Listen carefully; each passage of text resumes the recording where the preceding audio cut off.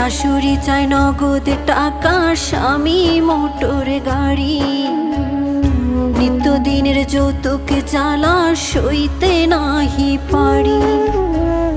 কথায় কথায় ওরা সবাই তোলে গায়ে হাত, নোংরা ভাষায় দেয় যে গালি, তুলে বংশজাত। একদিন ঠিকই শুনবা বাবা তোমার মেয়ে নাই, যৌতুক নামের মরণ ব্যাধি হবে সেদিন দায়।